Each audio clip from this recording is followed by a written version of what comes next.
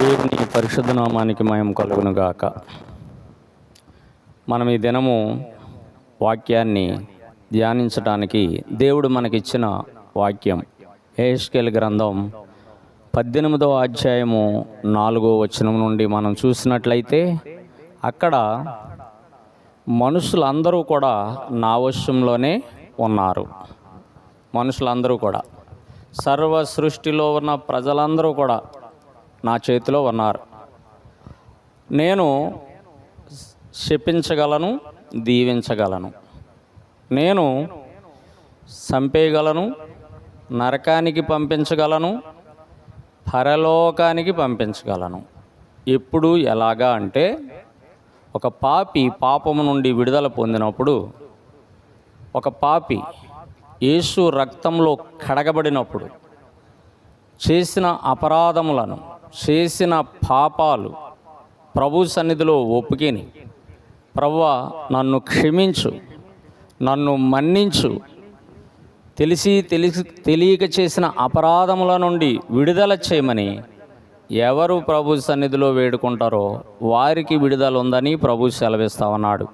ప్రియులారా, తండ్రి పాపం చేస్తే ఆ పాపము కుమారుల మీదకి కానీ వారు కుటుంబం మీదకి కానీ వస్తుందని పాత నిబంధన గ్రంథంలో నిర్గమకాండంలో చెప్పిన ప్రకారంగా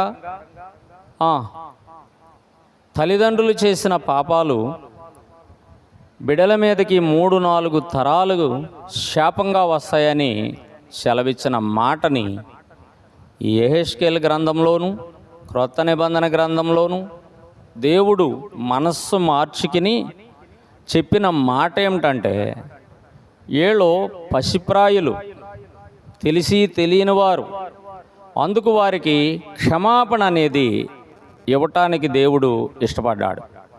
మనమందరం కూడా అపరాధులుగా జీవించినప్పుడు ఆ అపరాధం నుండి దేవుడు విడుదల చేయటానికి వాక్యానుసారంగా మనతో మాట్లాడాడు. ఎంతమంది ఈ మాటలు వింటున్నారో శ్రద్ధగా వినడానికి ఇష్టపడండి. ఇష్టపడినట్లయితే తండ్రుల దోషము, తల్లిదండ్రులు చేసిన పాపములు బిడ్డల మీదకి రావని సెలవిస్తున్నాడు. తర్వాత పిల్లలు చేసిన పాపాలు తల్లిదండ్రుల మీదకి రావని సెలవిస్తూ ఉన్నాడు. ప్రియులారా, జాగ్రత్తగా గమనించినట్లయితే వాక్యంలో చెప్పబడిన మాటలు ఏమిటంటే, ఎవరు పాపం చేశారో వారే శిక్షకు అర్హులు. పాపం చేసిన వాళ్ళే శిక్షకు పాత్రులు. అందుకని ఒకవేళ నీతిమంతుడు నీతిని ఇడిచిపెట్టి పాపం చేసినట్లయితే వాడికి శిక్ష తప్పదు. చానాళ్ళు ప్రభువు నమ్ముకుని రక్షణలో ఉండి, ఆరాధనలో పాలు పొంది, పరిచర్యలో పాలు పొంది, సహోదరులతో కలిసి పరిశుద్ధ జీవితం జీవించి, మరి ఇప్పుడు మనస్పూర్వకంగా ఇష్టపూర్వకంగా పాపం చేసినప్పుడు వాడికి శిక్ష తప్పదని దేవుడు సెలవిస్తూ ఉన్నాడు. అవును, దేవుడు అన్యాయస్తుడు కాదు. ఎవరు కూడా నశించిపోవాలని దేవుడు ఇష్టపడట్లేదు. ప్రియులారా, దయచేసి అందరూ కూడా వాక్యాన్ని గ్రహించుకోవటానికి ప్రయత్నించండి.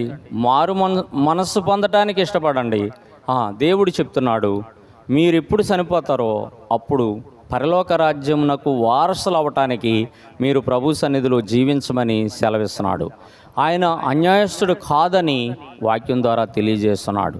అలాగే కుమారులు పాపంలో ఉండి, ఒకడు పాపంలో ఉండి అన్ని విషయాల్లో తప్పులు చేస్తూ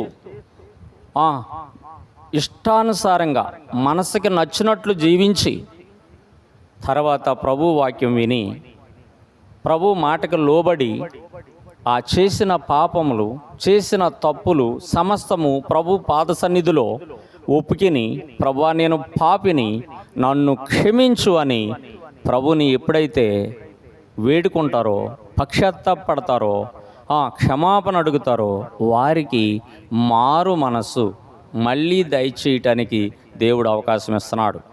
మారు మనసు పొందటానికి అవకాశం ఇస్తున్నాడు. ప్రియులారా, ప్రభు సెలవిచ్చినట్లు, ఇదిగో ఇప్పుడైనను మీరు మారు మనసు పొంది నా యొద్దకు తిరిగి రండి అంటున్నావు. అవును నాయన, ఆ రీతిగా ప్రభు సెలవిచ్చినట్లుగా, ప్రభు పిలిచినట్లుగా మనం ప్రభు సన్నిధికి వెళ్ళినట్లయితే మారు మనసు పొందటానికి అవకాశం ఇస్తున్నాడు. ఎందుకనంటే ప్రభు వాక్యం సెలవిస్తుంది. ఇక్కడ 21వ వచనంలో దేవుని బిడ్డలారా, ఈ యెహెజ్కేలు గ్రంథం 18వ అధ్యాయము 23వ వచనంలో రాయబడిన మాటలు, దుష్టులు మరణించటం నాకు ఇష్టమా? దుష్టులు నరకానికి పోవటం నాకు ఇష్టమా? దుష్టులు నరకానికి పోవటం నాకు ఇష్టం లేదు. మారు మనసు పొందాలనే నేను ఆశిస్తూ ఉన్నాను అని ప్రభు సెలవిస్తున్నాడు. అందుకు ప్రభునందు ఎవరైతే మారు మనసు పొందుతారో వారికి రక్షణ ఉందని ప్రభు సెలవిస్తున్నాడు. ప్రియులారా, ఈ లోకంలో ఎన్ని రకాలైన ఆరాధనలు చేస్తున్నారో తెలుసా? దేవుణ్ణి ఆరాధించడానికి, దేవుణ్ణి మహిమపరచడానికి ఎవరికి నచ్చిన వారిని వారు ఆరాధిస్తూ ఉన్నారు, ఎవరికి నచ్చినట్లుగా వారు ఆరాధిస్తూ ఉన్నారు. కానీ పాపం విడిచిపెట్టినప్పుడే, లోకరక్షకుడు రక్తములో కడగబడినప్పుడే నిత్యరాజ్యానికి వారసులని ప్రభు వాక్యం సెలవిస్తున్నది. అందుకని ప్రియులారా, ప్రతి ఒక్కరూ కూడా సిద్ధపడండి, దేవుని సన్నిధిలో ప్రార్థన చేయండి. వాక్యం వింటున్న మీరు ఈ మాటలు గనక ఈ యెహెజ్కేలు గ్రంథం 18వ అధ్యాయంలో ప్రభువు మనకిచ్చిన వాక్యానుసారంగా, మరి నేను పాపం చేస్తున్నానా, అయితే నాకు శిక్ష తప్పదు, నేను పాపం నుండి విడుదల పొందటానికి నేడే రక్షణ దినం, అనుకూల సమయం, ప్రభు నాతో ఈ దినం మాట్లాడాడు అని మీరు గనక ప్రభునందు విశ్వాసం ఉంచినట్లయితే, నమ్మకం ఉంచినట్లయితే, మారు మనసు పొందటానికి ఇష్టపడినట్లయితే కంపల్సరిగా ప్రభు మిమ్మల్ని రక్షిస్తాడు, మీ కుటుంబాలని దీవిస్తాడు. మీరు, మీ కుటుంబాలు, మీ బిడ్డలు దేవుని రాజ్యానికి వారసులు కావటానికి సిద్ధపడండి. ఎందుకో తెలుసా? నోవాహు కాలంలో కూడా నోవాహు ప్రకటించినప్పుడు, సువార్త ప్రకటించినప్పుడు చాలామంది ఎగతాళిగా, ఎరుతనముగా చూశారు. కానీ పరలోక రాజ్యానికి చేరలేకపోయారు. వరద వచ్చింది, తుఫాను వచ్చింది, భయంకరమైన శోధన దినాల్లో నోవాహు అని పిలిచిన ఉపయోగం లేకుండా పోయింది.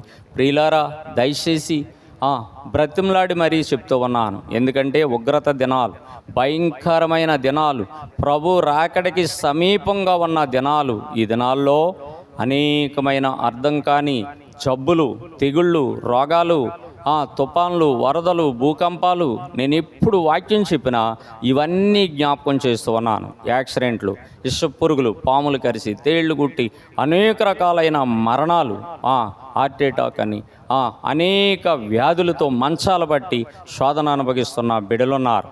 వాక్యం మీరు వింటున్నారా? విన్నట్లయితే మీరు ఈ వాక్యానికి లోబడండి, దేవుని మాటలని నమ్మండి. దేవుడు మనల్ని బ్రతికించడానికి, చంపేయటానికి అధికారి. ఆయన చేతిలో మనమున్నాము. ప్రియులారా, ఆయనకి ఇష్టలుగా జీవించడానికి సిద్ధపడాలని ప్రభు పేట మనం చేస్తున్నాను. పిట్ట కథలు చెప్పుకోవద్దు, ఏవేవో కల్పనా కథలు మనకొద్దు. దేవుని యందు భయము కలిగి భక్తి కలిగి వాక్యం వింటున్న మనము వాక్యానుసారంగా నడవటానికి ప్రయత్నించాలి. సిద్ధపడుతున్నారా? అయితే ఈ వాక్యం ఒకవేళ మీరు విన్నట్లయితే, ఈ వాక్యం మీకు నచ్చినట్లయితే మీరు లైక్ చేయండి, షేర్ చేయండి. ఈ పరిచర్య కొరకు ప్రార్థన చేయండి. మీ కుటుంబాల కొరకు, మరి మన గ్రామాల కొరకు, సంఘాల కొరకు, దేశాలు, రాష్ట్రాల కొరకు, నాయకుల కొరకు, అధికారుల కొరకు ప్రార్థన చేయండి. దేశానికి నెమ్మది కావాలి, దేశంలో ఉన్న ప్రజలకి రక్షణ కావాలి. ఎంతోమంది ప్రజలు నశించిపోతూ ఉన్నారు. ప్రియులారా, మీరు పశ్చాత్తాపడినట్లయితే, ప్రభు సన్నిధిలో ఒప్పుకున్న వారైతే, సిద్ధపడేవారైతే, దేవుని సన్నిధిలో ప్రార్థన చేసేవారుగా ఉండాలని ప్రభు పేట ఈ చిన్న మాటలు, ఈ కొద్ది మాటలు దేవుని సన్నిధిలో వినికిడై ఉండాలని, ఆయన సన్నిధి నుండి మనందరికీ దేవుని ఆశీర్వాదం రావాలని మనము మరి ప్రార్థన చేసుకుందాం.